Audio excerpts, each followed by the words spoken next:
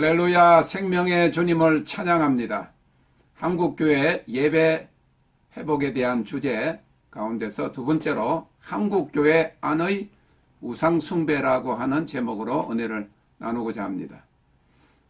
정말로 한국교회 안에 우상숭배라고 하는 책을 쓰고 싶을 정도로 오늘날 한국교회 지도자들을 통해서 교회 안에서 유다 왕국의 멸망 당시에 이루어졌던 우상숭배가 이루어지고 있습니다.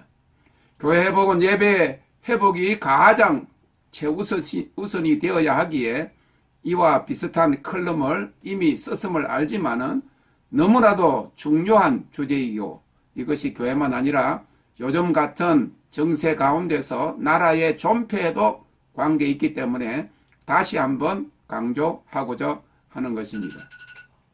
우상숭배는 하나님이 가장 싫어하는 죄악입니다. 우상을 섬기면 하나님은 그 성전에 계시지 않습니다.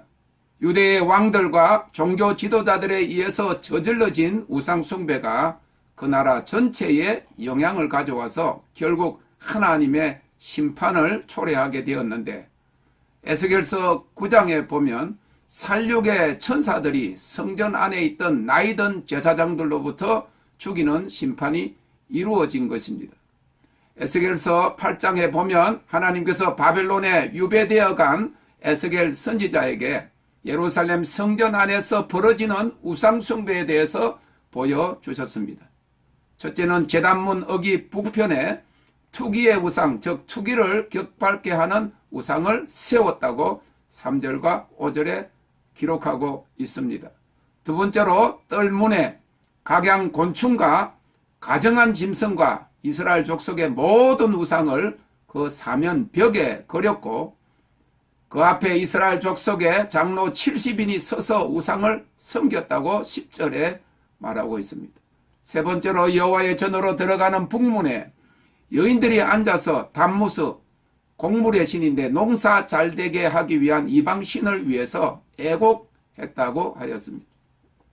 16절에 보면 여호와의 전 문 앞 현관과 제단 사이에서 약 25인의 제사장이 여호와의 전을 등지고 낯을 동으로 향하여 동방 태양에게 경배하였다고 하였습니다. 이스라엘 백성들은 하나님만을 섬기고 그의 언약을 지켜야 할 그런 언약의 백성입니다. 근데 여호와의 전을 등졌다는 겁니다. 오히려 동방 태양을 향해서 낯을 향하고 경배했다. 유다왕 므낫세는 바알들을 위하여 단을 쌓으며 아세라 목상을 만들며 하늘의 일월 성신을 숭배하며 섬겼다고 역대하 33장 3절에 기록하고 있습니다. 그 우상을 다른 곳이 아닌 하나님의 성전 안에 세웠습니다. 역대하 33장 4절 5절에 보면 여호와께서 전에 이르시기를 내가 내 이름을 예루살렘에 영영히 두리라 하신 여호와의 전에 단들을 쌓고 또 여호와의 전 두 마당에 하늘의 일월 성신을 위하여 단들을 쌓았다고 했습니다. 이러한 행악함이 하나님이 보시기에 하나님을 섬기지 않는 이방 백성보다 더 심했다고 하였습니다. 역대하 33장 9절에 보면 유다와 예루살렘 거민이 므낫세의 게임을 받고 악을 행한 것이 여호와께서 이스라엘 자손 앞에서 멸하신 열방보다 더욱 심하였더라. 이러한 죄악으로 인해서 하나님께서는 유대 나라를 바벨론에게 망하게 하셔서 유다 백성들은 성전을 잃었을 뿐만 아니라 나라까지 잃어버린 것입니다. 우상숭배는 하나님이 금하신 제1, 제2 계명입니다. 너는 나 외에는 다른 신들을 내게 있게 하지 말지니라. 너를 위하여 새긴 우상을 만들지 말고 또 위로 하늘에 있는 것이나 아래로 땅에 있는 것이나 땅 아래 물속에 있는 것에 아무 우상이나 만들지 말며 그것에게 들에게 절하지 말며 그것들을 섬기지 말라고 출애굽기 20장 3절에서 5절까지 말씀하셨습니다. 예배는 오직 창조주 하나님 한 분만을 섬기는 행위입니다. 그래서 오직 하나님께 경배하라. 하나님은 영이시니 예배하는 자가 오직 신령과 진정으로 예배할지니라고 하였습니다. 예배와 경배라고 하는 용어는 하나님께만 사용해야 하고 하나님과 예배자 사이에 그 어느 곳도 두지 말아야 합니다. 그런데 유다 왕국이 나라를 잃었을 때 예루살렘 성전에서 행해지던 가정한 우상 숭배가 한국 교회 안에서도 공공연히 이루어지고 있습니다. 이전에는 그러지 않았던 예배라는 용어를 개교의 행사나 연합 행사를 위해서 사용하고 목회자 개인의 어떤 영예나 자랑을 위하여 사용하는 일이 한국교회 안에서 만연되고 있는 것입니다. 교계 신문을 보면 그러한 일들이 비일비재해서 하나님께만 드리는 온전한 예배는 찾아볼 수 없고 인간의 행사나 교회를 자랑하는 행사의 순서들이 예배라는 용어로 도배가 되어 있는 것을 볼 수 있습니다. 한 번은 어느 목사가 자기의 목회 사역 30주년을 기념한다고 성역 30주년 기념 예배와 설교집 발간 감사 예배를 드린다고 교계 신문에 광고를 낸 것을 보았습니다. 그것도 주일 3부 예배인 11시 30분에 한다고 축하해 달라고 광고한 것입니다. 이것은 엄연히 우상숭배입니다. 첫째는 예배라는 용어를 자기의 사역 30년을 기념하는 행사로 격화시킨 것입니다. 아무리 자기 생각에 30년 동안 주를 위한 성스러운 사역을 했는지는 몰라도 예배라는 용어의 개념 자체를 모르고 있을 뿐만 아니라 결국 기념예배라는 용어를 쓰므로 하나님 대신 자기가 그 자리에 앉아서 예배받는 형태가 되어버린 것입니다. 그리고 아무것도 모르고 그 자리에 축하하러 참석한 다른 목회자들이나 교인들은 그 우상숭배에 참여한 격이 되고 그 유명한 목사에게 눈도장을 찍으러 간 것이지 하나님을 예배한다는 개념 자체는 아예 성립이 되지 않는 것입니다. 둘째는 주일은 안식일이요 주님의 날로서 하나님을 예배하는 날인데 사람들이 그날 이왕 예배하러 많이 모인다고 그날을 그것도 제일 많이 모이는 3부 예배에 자기가 축하받는 날로 만들었으니 하나님의 이름을 망령되이 일컬었을 뿐만 아니라 안식일을 도적질하는 그런 격이 되는 것을 본인도 모르고 교회도 모르고 있으니 이것이 결국 작금의 나라를 위태하게 하는 원인이 된 것입니다. 옛날에는 모든 교인들의 행사를 거룩한 주님의 날 안식일 날이라고 주일날 못하게 했습니다.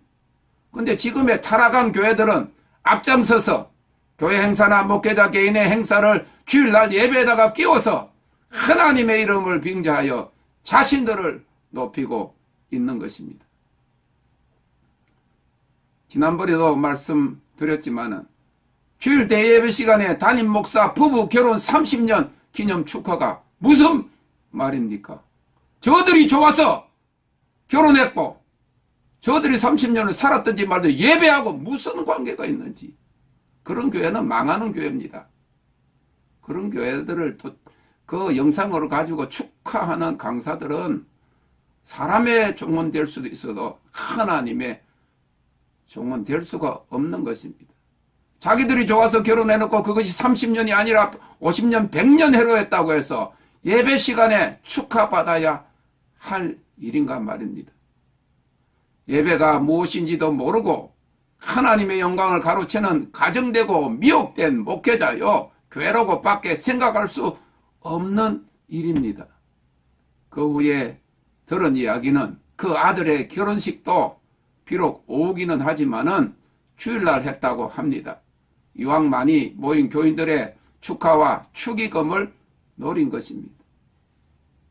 그 얼마 후에 보니까 하나님의 영광이 떠났을 뿐만 아니라 이단 중에 이단이고 타 종교인 적그리스도의 모체인 교황을 만나고 얼마나 영광스러운가 타락뿐만 아니라 배도하는 자리로 나아간 것이 이 예배에 실패하고 하나님을 경배하지 않고 자신을 우상 삼았던 그런 미혹의 결과로 나타나는 것을 볼 수 있습니다.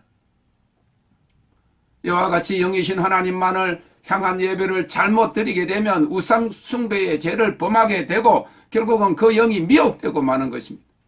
마지막으로 인간의 행사나 비록 교회라도 개교회나 나아가서 나라의 행사라도 예배라는 용어를 쓰면서 다른 것을 끼워 넣으면 그것은 우상 숭배입니다.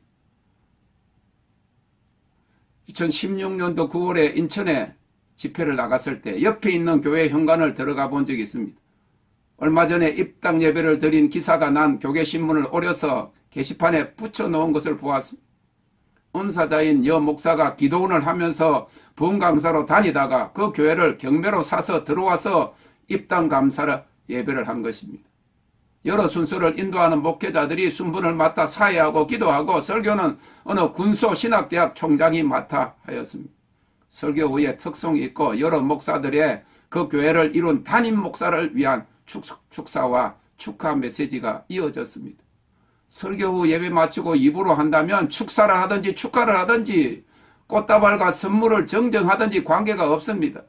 그러나 하나님을 예배한다고 하면서 사람을 향해 온갖 순서를 다 하고 난 후에 설교한 총장이 축도로 예배를 마쳤다고 기사를 써놓은 것을 보다 한심하다 못해서 한국교회의 미혹의 정도가 도가 넘은 것을 알게 되었습니다. 아니 성령을 받아서 남을 치유하며 부흥사역을 한다는 은사자가 하나님을 예배한다면서 자기를 축하하는 순서를 넣은 것은 무엇이며 그것을 아무 생각 없이 사례비 받고 순서를 인도하는 목사들은 과연 생각이 있는 지도자들이고 설교하고 나서 바로 축도하지 않고 모든 축하 순서를 다 섞어서 한 후에 축도한 신학교 총장은 도무지 예배의 개념을 제대로 알고 있지도 못한단 말입니까? 한국교회는 정말 그러한 섞인 예배에 대해서 바로 지도할 영적 지도자가 없고 예배학 교수들이 없어서 그러한 일들이 유행처럼 정당화되고 있다는 말입니까? 도무지 하나님을 경외하지도 않고 하나님의 영광을 욕되게 하며 하나님의 이름을 망령되이 일컫는 우상 숭배가 아닐 수 없습니다. 내 앞에 다른 신들을 내게 잊지 말지니라 계명을 어길 때는 둘째 계명과 셋째 계명까지 함께 어기게 됩니다. 둘째 계명이 하나 우상을 만들지도 말고 절하지도 말고 섬기지도 말라 했는데 예배 중에 사람에게 인사하고 축하하고 사람을 섬기는 일이 되기 때문입니다. 셋째 계명은 너희 하나님 여호와의 이름을 망령되이 일컫지 말라인데 하나님을 예배한다면서 하나님의 이름을 빙자해서 인간의 행사를 축하한 것이기 때문에 결국 여호와의 이름을 망령되이 일컫는 결과를 초래하게 된다는 것을 비약이라고 말할 수가 없습니다.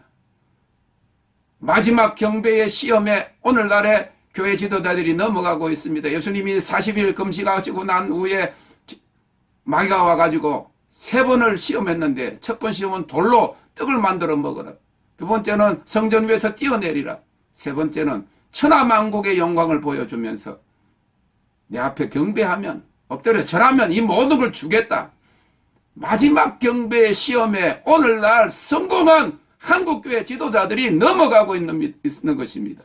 하나님만 경배하지 않고 하나님의 영광을 가로채는 미혹에 사로잡혀 있기 때문에 급기야 한국교회 지도자들이 교황을 알선하고 WCC와 그리고 가톨릭과 연합하는 그런 일들이 배도의 일이 한국교회 안에 지금 벌어지고 있는 것입니다.